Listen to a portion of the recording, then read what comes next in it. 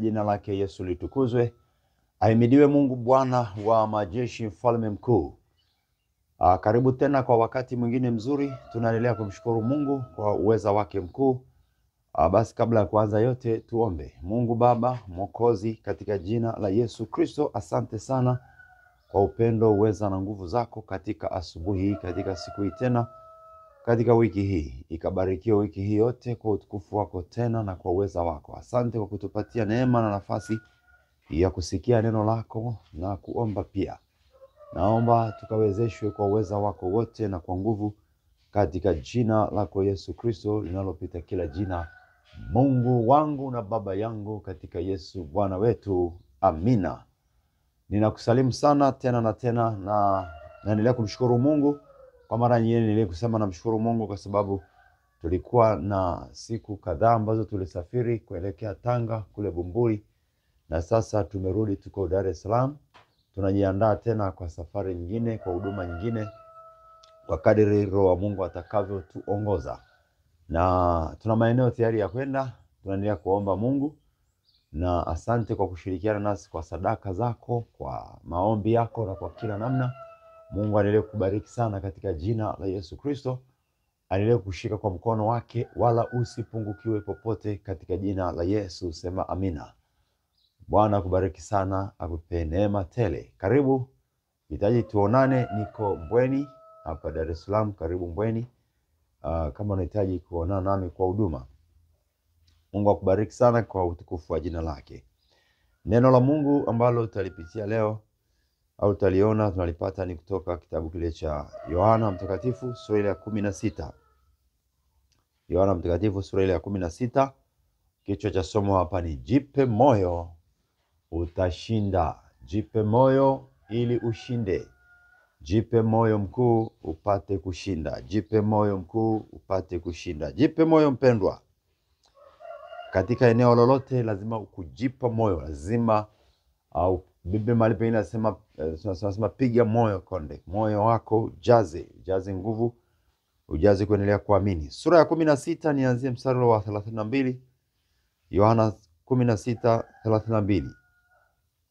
Tazama saa yaja, naam imekwisha kuja, ambayo mtatawanyika kila mtu kwao na kuniacha mimi peke yangu.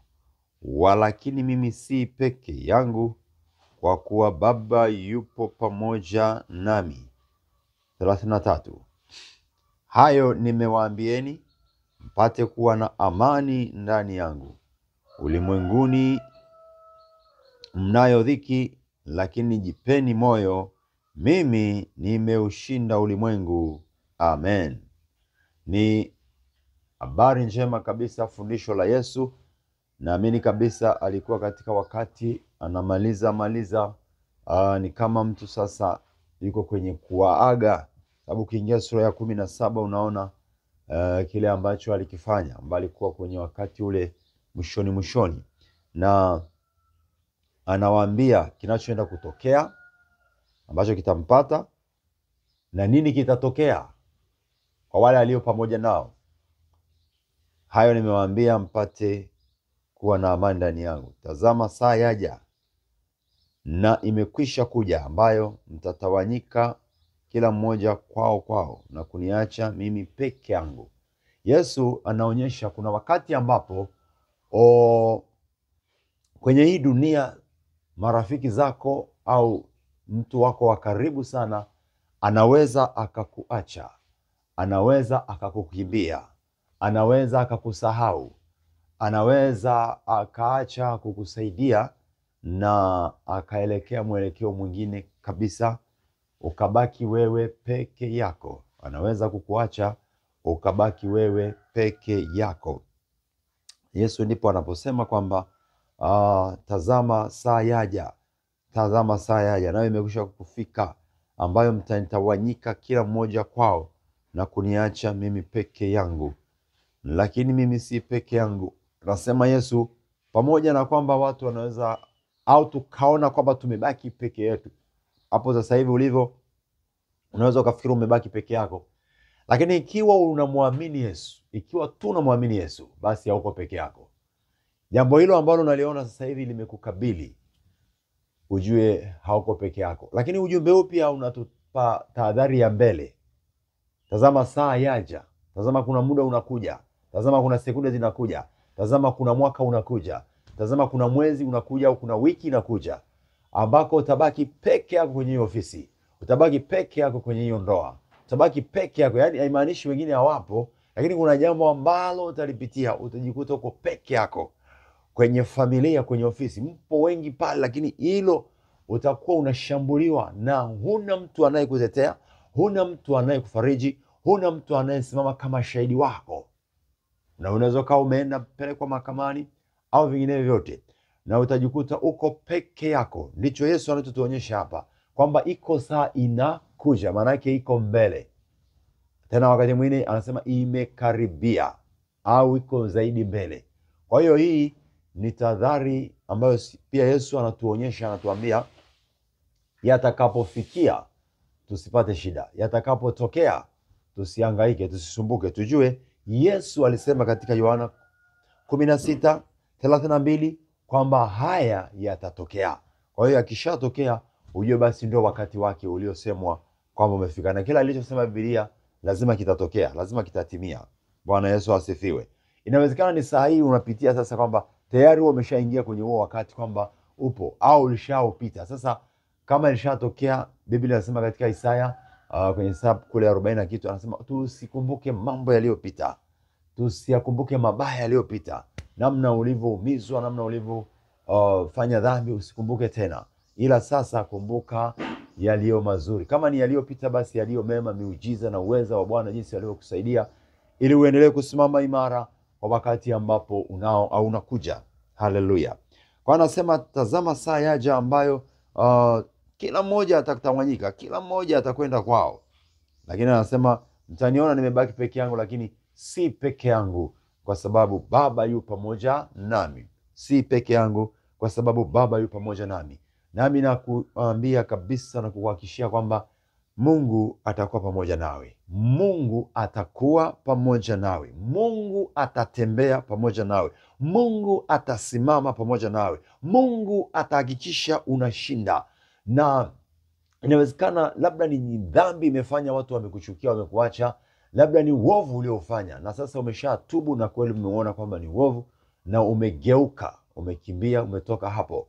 Na basi nikuhakikishie, Mungu anakuona kuwa wa pekee na wa thamani. Cha msingi ni kuendelea kutubu na kumwambia Yesu, wewe ni rafiki wa karibu, wewe ni rafiki mwema, naomba nivute kwako, nisaidie. Na mstari wa 35 anasema, hayo nimewaambieni mpate kuwa na amani ndani yangu. Hayo nimewaambieni mpate kuwa na amani ndani yangu. Yesu hataki amani yetu ipotee. Wakati utakapokuja wa hiyo midhoruba na mashambulizi, misukosuko, anasema amani yetu iendelee kuwepo. Tuwe na amani katika yeye, tuwe na amani. Tuwe na amani katika yeye. Amani ndani yangu, amani ndani ya Kristo. Tukaendelee kujazwa amani ya Kristo, amani ya Jehova Bwana ikaendelee kuwa ndani yako. Katika yote, katika vyote hivyo, bado amani ya Bwana Yesu ikakufunike, ikakujaze, ikakuwezeshe. Haleluya, haleluya. Amani, amani. Kwa hiyo kuna mahali utaona utafikia uko peke yako. Anasema ulimwenguni munayo dhiki, lakini jipeni moyo, mimi nimeushinda ulimwengu. Anasema dhiki tunayo, taabu itakuja, mambo magumu yapo, pengine tunayapitia au yatakuja. Lakini Yesu anasema tujipe moyo. Kwa nini tujipe moyo? Kwa sababu yeye ambaye sisi tunamwamini amekwisha kushinda. Yeye ambaye sisi tunamwamini ameshinda tayari. Kwa sababu ameshinda, anamaanisha na sisi tutashinda.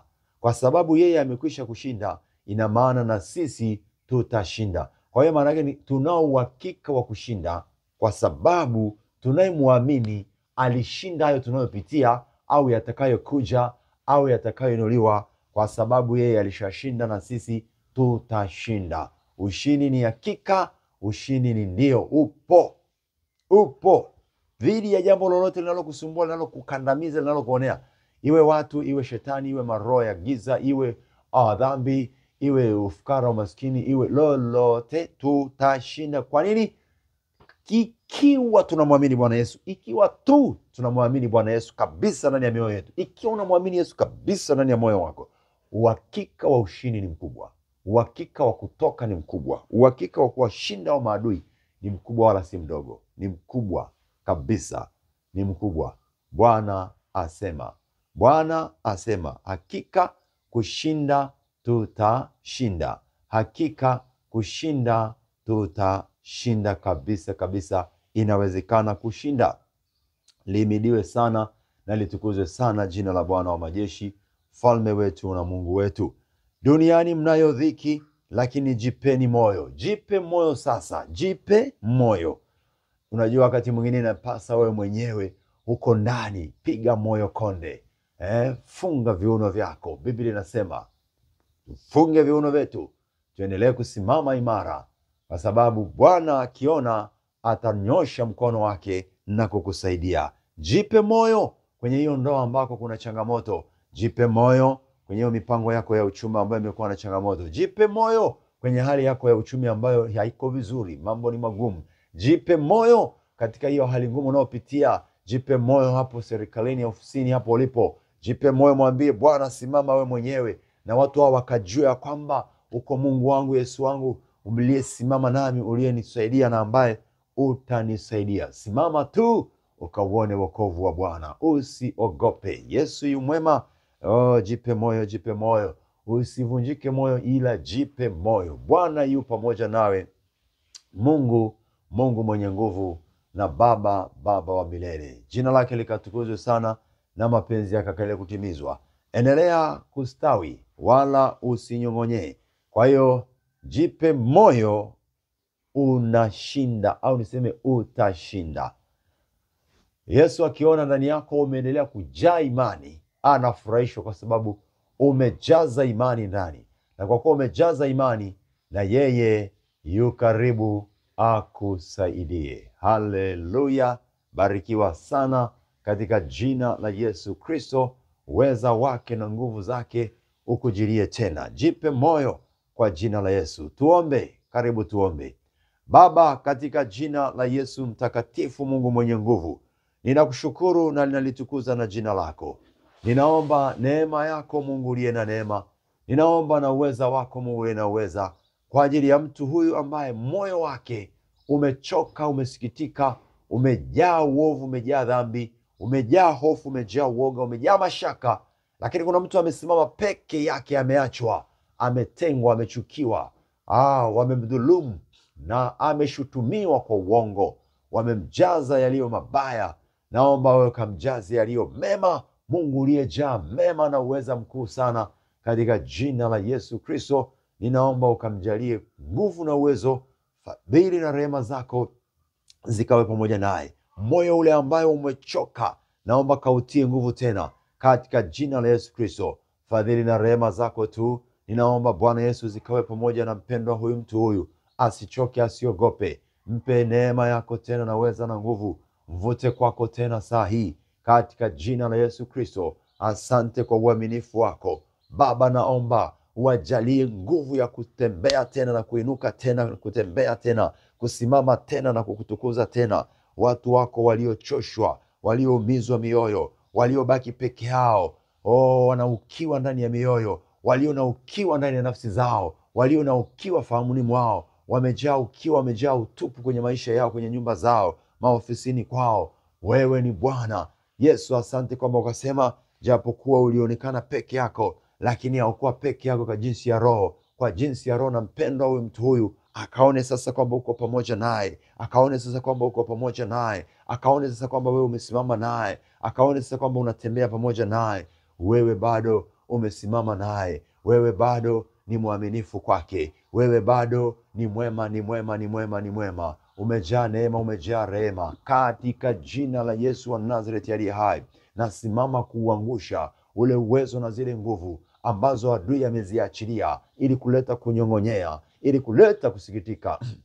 Katika jina la Yesu Kristo ninazipangua kazi zote, agenda zote na makusudi mabaya ambayo ameyakusudia kwenye maisha yako, na yaamuru sasa yaangushwe haya yaliyo ya ufalme wa giza na yaamuru sasa yatupwe nje, haya yaliyo ya kuzimu katika jina la Yesu Kristo. Hila za wanadamu zinazokushambulia na zipanguliwe zote, ziharibike kwa jina la Yesu. Chukua sauti hiyo, iweke ndani yako, amini hiki unachokisikia, kwa sababu Mungu yu pamoja nasi na Mungu atakuwa pamoja nawe katika jina la Yesu. Bwana Yesu, fadhili zako, rehema zako zikawe na watu wako, mioyo yao, nafsi zao, wajaze amani, wajaze furaha, wajaze amani, wajaze furaha, wajaze amani, wajaze furaha, wajaze neema na rehema, Mungu wangu, katika jina la Yesu wa Nazareti. Waondolee huzuni, waondolee maombolezo, ondoa ule ukiwa Bwana. Aliyebaki peke yake asikate tamaa, asichoke, aendelee kuomba kama ulivyosema katika Luka 18 na mstari ule wa kwanza. Imetupasa kukuomba siku zote, tusikate tamaa. Naomba sasa, simama na mtu huyu tena kwa wakati una siku ya leo tena, aendelee kukumbuka miujiza yako, uweza wako na nguvu zako. Roho Mtakatifu mkumbushe, Roho Mtakatifu mfunulie, Roho Mtakatifu endelea kutenda. Sante Mungu Baba utendaye, sante Mungu Baba uponyaye, sante kwa uaminifu wako, sante kwa wema na rehema zako, katika jina la Yesu Kristo. Ninapangwa mipango yote mibaya ambayo imekusudiwa, mitego mibaya yote, nami nasimama kuiangusha katika jina la Yesu wa Nazareti. Kila mpango mbaya ambao umekusudiwa juu ya maisha yako na uanguke sasa na kuvunjika kwa jina la Yesu Kristo. Bwana yu mwema, anaweza hata kusaidia. Muamini, anasema tujipe moyo, yeye ameshinda. Kwa sababu ameshinda, unayemwamini utapita njia ya ushindi, haitakuwa njia ya kukupoteza, katika jina la Yesu Kristo. Amina. Barikiwa katika Yesu, Bwana na Mwokozi. Karibu sana, endelea tena na tena, na nikukumbushe pia kwamba huduma hii nipo pia kwenye TikTok live. Wakati mwingine inakuwa ni saa 4 asubuhi, wakati mwingine inakuwa ni saa 7 mchana, wakati mwingine inakuwa saa 9 ama saa 10 alasiri au jioni, lakini pia saa 6 usiku.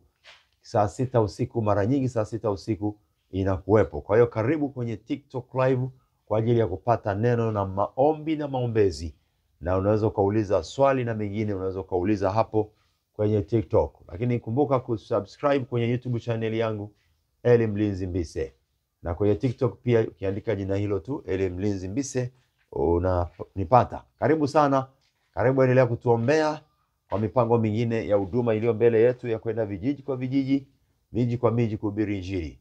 Karibu shiriki. Nitoe namba ambayo unaweza kuitumia kuwasiliana nami, ni 0787 62 75 91. Hiyo ni Airtel 0787 62 75 91. Vodacom ni 0762 282 439. Vodacom ni 0762 282 439. Bwana Mungu akubariki. Uwe na siku nzuri ya ushindi na ya mafanikio kwa jina la Yesu. Amen.